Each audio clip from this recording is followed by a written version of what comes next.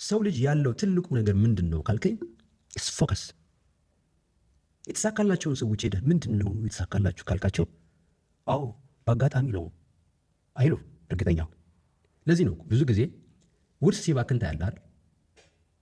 በውርስ የተገኘ ገንዘብ ብዙ ጊዜ ይባክናል። ለምን? በዛ ሂደት ውስጥ አልመጣም፣ በዛ ኤነርጂ ውስጥ አልመጣም፣ በዛ ፎከስ ውስጥ አልመጣም።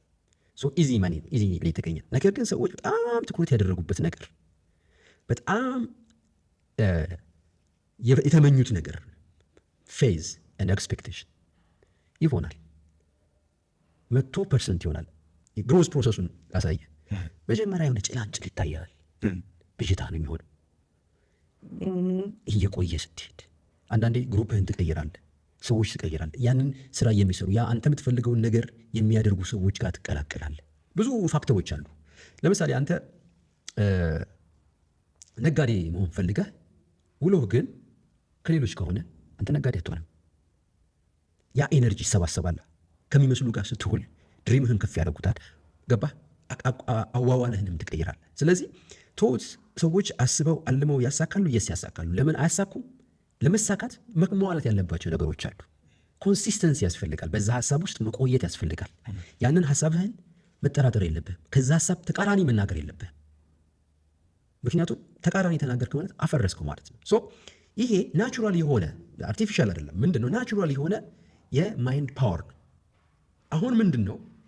እንዴት ነው ሃርነስ የምታደርገው ነው የማይንድ ፓወር? ልክ አሁን ውሃም እኮ በሰፊው ሜዳ ላይ ከተበተነ ኃይል የለው አይደለ? ንፋስም ፀሐይም ምንድነው የምናደርገው? በሶላር ሃርነስ ነው የምናደርገው። ሶ ያንን ኤነርጂያችንን ስንሰበስበው ፎከስድ ሲሆን የሚፈልገውን ግብ ያመጣል። አንድ እድገት፣ አንድ ውጤት የራሱ ህግ አለው።